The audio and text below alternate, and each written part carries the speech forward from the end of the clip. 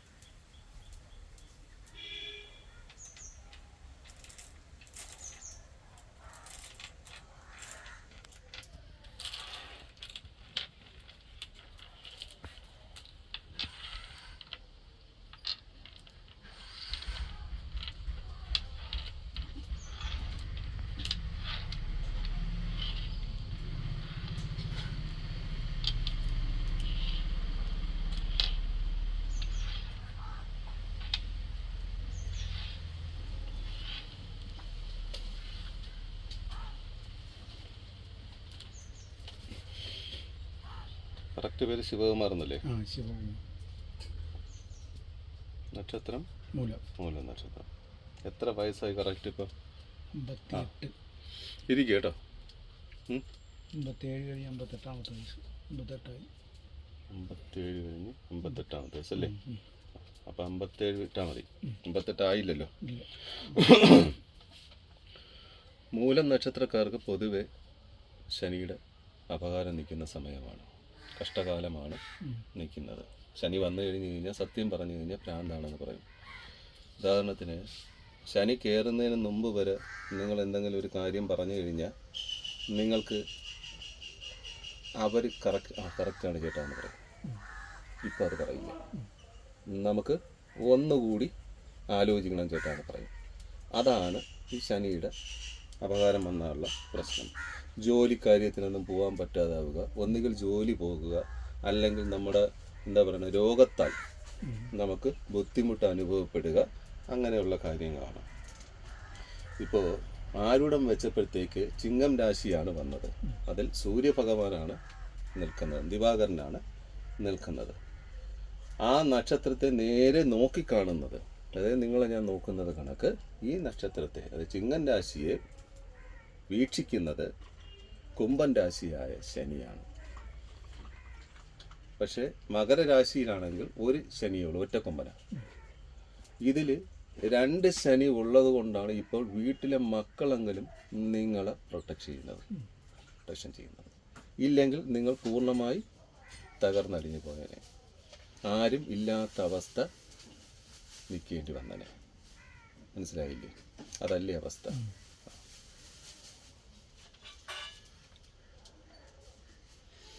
ആരെങ്കിലുമായിട്ട് ഏതെങ്കിലും പണിസൈറ്റിൽ വെച്ച് തമ്മിൽ ആരെങ്കിലുമായിട്ട് വാക്ക് തർക്കം ഉണ്ടായിട്ടുണ്ടോ? വഴക്കോ എന്തെങ്കിലും ഉണ്ടായിട്ടുണ്ടോ? ഇരുന്നും കൊണ്ട് തന്നെ അല്ലേ? അതാണ് ദൃശ്യം കാണിക്കുന്നത്, ഭഗവാൻ കാണിച്ചിരുന്നത്. നല്ലൊരു പണി തന്നു. അന്ന് പോയി പിറ്റന്നവൻ ജോലിക്ക് പോലും വരാതെ നിങ്ങൾക്ക് പോയി നല്ലൊരു പണിയും കൊണ്ടാണ് വന്നത്. നിങ്ങൾ ഇരുന്നിടത്ത് തന്നെ തന്നു അല്ലേ? അത് കിടന്ന് ഈ പരുവം വരെയായി. ഒരേ അസുഖത്താൽ മരണം സംഭവിക്കുന്നു. 12/7 ഒരേ അസുഖത്താൽ മരണം സംഭവിക്കുന്നു. അതാണ് ഇവിടെ നടന്നത്. ഇത്രയും തടിയും നല്ല നിറവും ഉണ്ടായിരുന്ന, കറുപ്പാണെങ്കിലും നിറമുണ്ടായിരുന്ന ഒരു ഐശ്വര്യവാനായിരുന്ന നിങ്ങൾക്ക് ഇപ്പോൾ 75 വയസ്സുകാരൻ്റെ ലുക്ക് വരണമെന്നുണ്ടെങ്കിൽ ഈ പണി കിട്ടിയിട്ടാണ് വന്നത്.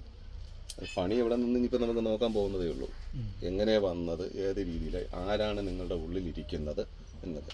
നമുക്ക് അതിനു മുമ്പ് ദൈവം നിങ്ങൾക്ക് നല്ലതും ചീത്തയുമായ ഭാവാധിപൻ തന്നിട്ടുണ്ട്. നിങ്ങളുടെ നക്ഷത്രത്തിൽ നടക്കേണ്ട കാര്യങ്ങൾ ജീവിതത്തിൽ, അതാണ് ഇനി വായിക്കാൻ പോണത്.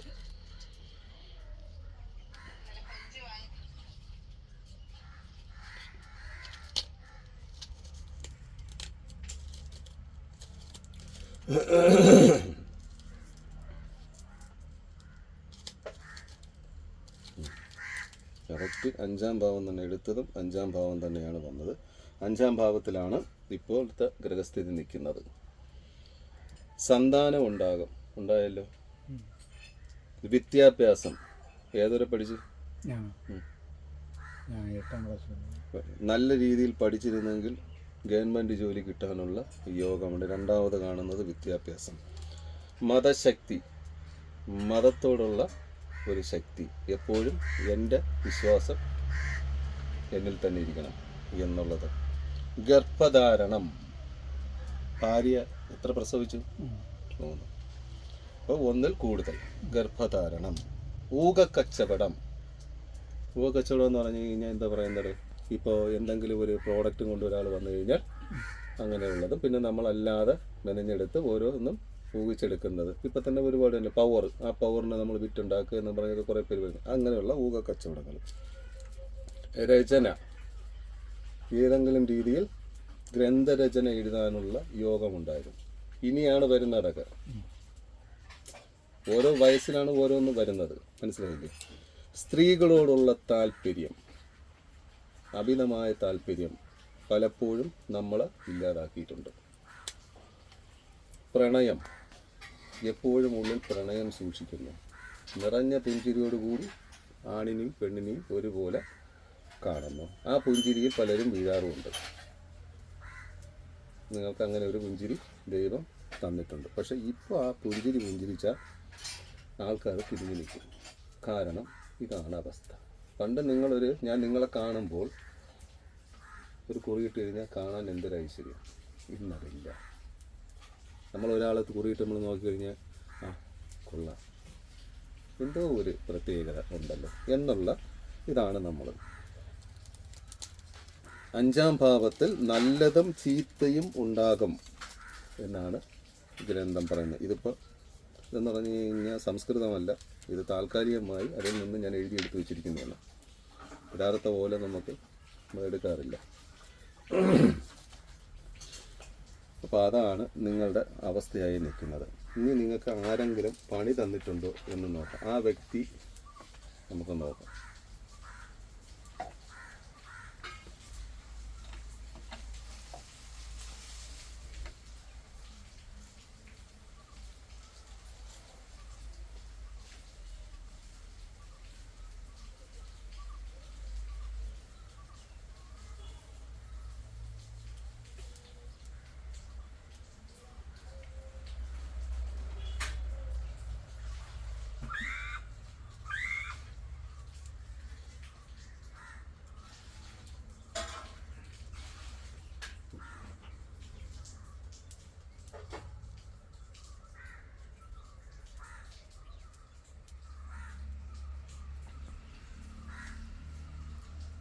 വ്യത്യസ്ത മതക്കാരനായ, അതായത് മുസ്ലിം മതത്തിൽപ്പെട്ട ഉസ്താക്കന്മാരുണ്ടല്ലോ ഇതുപോലെ ചെയ്യുന്ന, അവരെ കൊണ്ടാണ് ഊളന് തുല്യം കാണുന്നു അവൻ്റെ മുഖം.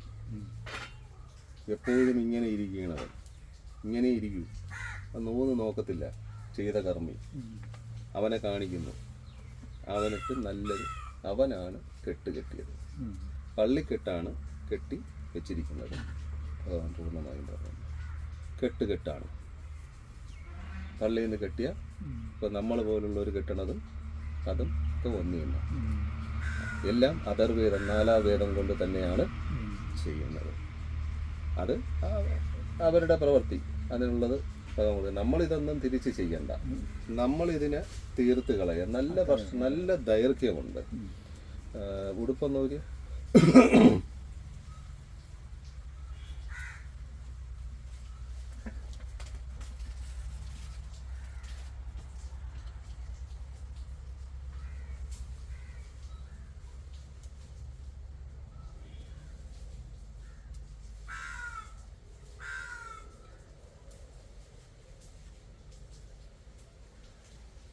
എന്തെങ്കിലും തോന്നിയോ? ഉള്ളത് പറഞ്ഞോ? അല്ല, എന്തെങ്കിലും എന്നിൽ നിന്ന്, എൻ്റെ ഉള്ളം കയ്യിൽ നിന്ന് എന്തെങ്കിലും പോകുന്നതായിട്ട് അങ്ങനെ തോന്നിയോ? ശ്വാസം മുട്ട് മാറി. ശ്വാസം മുട്ട് മാറി. ഞാൻ ദൈവത്തിനെ അങ്ങോട്ട് വിട്ടപ്പോഴത്തേക്ക് അതിനകത്തിരിക്കുന്ന ആറ് വെപ്രാളപ്പെടണം. ഞാൻ നേരത്തെ കാണിച്ചു തന്നില്ലേ, അത് അതിനകത്തുനിന്നില്ല. മുടി വഴിച്ച് കളഞ്ഞു കഴിഞ്ഞാൽ പൂർണ്ണമായി നമുക്ക് കാണാം, പതിഞ്ഞിഞ്ഞ് വരും. അപ്പോൾ അതിനെ എടുക്കുമ്പോഴാണ് നമ്മൾ ഒരു ചെളിയിൽ പതിഞ്ഞിരിക്കുന്ന ആ കൈ എടുക്കുമ്പോൾ കൈ പതിഞ്ഞിരിക്കുന്നതിൻ്റെ അടയാളം വരുന്ന കണക്കാണ് ഇത് എടുക്കുമ്പോൾ അതിൽ ഉണ്ടാവുന്നത്. അത്രയ്ക്ക് ശക്തി ഉണ്ടാവും. ദൈവം നമ്മുടെ ദോഷ സമയമാകുമ്പോൾ ദൈവം മാറി നിൽക്കും. പരമശിവൻ ആ ദോഷം ആരാണോ, ചൊവ്വയാണെങ്കിൽ ചൊവ്വ, ശനിയാണെങ്കിൽ ശനി, ആ ദോഷത്തോട് വന്ന് ചോദിക്കുകയാണ്, ശനിയോട് വന്ന് ചോദിക്കുകയാണ്, എൻ്റെ കർമ്മം നടത്താറായി ശനീശ്വരൻ. ഭഗവാൻ മാറിയിരിക്കണം. ഭഗവാൻ ഒരു വാക്കേ പറയാറുള്ളൂ, കൂടുതൽ ഒടിച്ച് കളയരുത്, എൻ്റെ ചെറുക്കനാണ് എന്ന് പറയാം നമുക്കിപ്പോൾ. എൻ്റെ ഭക്തനാണ്, ഒടിച്ച് കളയരുത്. സംഹാരം മൂർത്തിയായ എനിക്ക് മാത്രമേ അവനെ സംഹരിക്കാൻ അവകാശമുള്ളൂ, നിനക്കില്ല. ഇല്ല ഭഗവാനെ, ഞാൻ എൻ്റെ കർമ്മങ്ങൾ മാത്രമേ ഞാൻ ചെയ്യുള്ളൂ, ശനീശ്വരനോട് പറയുന്നു. ചൊവ്വയോടാണെന്നുണ്ടെങ്കിൽ ചൊവ്വയോട്. അതാണ് ഇതിൻ്റെ രീതികൾ. മാറ്റണം. മാറ്റിയില്ലെങ്കിൽ നമുക്ക് പൂർണ്ണമായും ബുദ്ധിമുട്ട് വരും.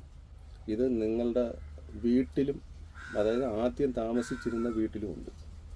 അതായത് നിങ്ങൾ എവിടെയൊക്കെ നിൽക്കുന്നു അവിടെയൊക്കെ ഇത് കാണാം. ഇതിൻ്റെ പരിവാരങ്ങളും ഉണ്ട്. ആത്മാവിനെയാണ്, ഒരു ആത്മാവിനെയാണ്, അതായത് അവരുടെ കവറാണ് കാണിച്ചതും കവറിൽ നിന്നാണ് എടുത്ത് ഇത് ചെയ്തിരിക്കുന്നത്. അതുകൊണ്ടാണ് ഇത്രയും പ്രശ്നം. അതായത് മാരണമെന്ന് വെച്ച് കഴിഞ്ഞ് കഴിഞ്ഞാൽ എന്താ പറയണത്, ചുടലപ്പറമ്പാണ് കാണിക്കുന്നത്. മരണം അത് മാത്രമേ ഉദ്ദേശമുള്ളൂ. ഇപ്പം നേരത്തെ കണ്ടില്ലേ, ചെതൽ എറുമ്പുകൾ വന്ന് മേലോട്ട് ചൊരിഞ്ഞതിൻ്റെ ആ പെങ്കൊച്ചിനെയും ഇതുപോലെയായിരുന്നു, കൊല്ലാനാണ് നോക്കിയത്. അതാണ് ഇപ്പോൾ ഇവിടെ എരിഞ്ഞ് പുകഞ്ഞുകൊണ്ടിരിക്കുന്നത്. അപ്പോൾ അതിനെ മാറ്റാനുള്ള എന്താണെന്ന് വെച്ച് കഴിഞ്ഞാൽ ശിവപ്രസാദ് വീട്ടിൽ ആലോചിച്ചിട്ട് പറയണം. അപ്പോൾ എന്തായിരുന്നാലും കഷ്ടകാലത്തിലല്ലേ നിൽക്കുന്നത്, എന്നെ കൊണ്ട് പറ്റുന്ന രീതിയിലൊക്കെ ഞാൻ ചെയ്തു തരാം. പോരെ, അത്രയ്ക്ക് എനിക്ക് പറ്റുള്ളൂ. എൻ്റെ അവസ്ഥ നമ്മളറിയാമല്ലോ. നമ്മൾ ഇതൊക്കെ കൊണ്ട് ഇത് ചെറിയ ഇപ്പോൾ 500 രൂപയ്ക്ക് ചെയ്ത് കഴിഞ്ഞാൽ ചിലപ്പോൾ എനിക്ക് അത് ചിലപ്പോൾ ഒന്നും കിട്ടും, ചിലപ്പോൾ 50 രൂപയും കിട്ടുന്നത്. അപ്പോൾ അതുകൊണ്ട് അതൊന്നൊരു വിഷയമല്ല. നമുക്കതിൻ്റെ ഒരു രീതി പറഞ്ഞിട്ട് എന്നെ വിളിച്ചാൽ മതി. ഏറ്റവും കുറഞ്ഞ രീതിയിൽ ഞാൻ പൂജ ശക്തിപ്പെടുത്തി ചെയ്തോളാം. ബാക്കിയൊക്കെ നിങ്ങൾക്ക് വേണ്ടി ഞാൻ ചെയ്തു തരാം. പോരെ, നിങ്ങൾ എന്നെ തേടി വന്നതല്ലേ, അപ്പോൾ അത് ഞാൻ ചെയ്തു തരാം കേട്ടോ. ഇവിടെ എല്ലാവർക്കും അത് തന്നെ, അതിന് വ്യത്യാസമൊന്നുമില്ല. എനിക്കിവിടെ പാവപ്പെട്ടവനൊന്നും കണക്കാരനൊന്നുമില്ല. എല്ലാവരും ഒരുപോലെ. ആരെയും ഞാൻ മുകളിൽ കയറ്റി വെച്ചിട്ടില്ല, താഴെ ഇറങ്ങിയിട്ടില്ല. ഗുരുദേവനും വെട്ടമ്പി സ്വാമികളൊക്കെ എങ്ങനെ ജീവിച്ചു അവരെ ഫോളോ ചെയ്ത് ഞാൻ ജീവിക്കുന്നു. പിന്നെ അഘോര സന്യാസിയുടെ ദീക്ഷ എടുക്കുന്നുള്ളൂ. ശരി, അപ്പോൾ ഇത് ഒന്ന് ആലോചിച്ചിട്ട് പറഞ്ഞിട്ട് ചരട് ഇപ്പം കെട്ടണ്ട, വേണ്ട. കാരണം ചരട് കെട്ടിയിട്ട് കാര്യമില്ല. ഒരു ഭസ്മം ഞാൻ നേരത്തെ തന്നില്ലല്ലേ?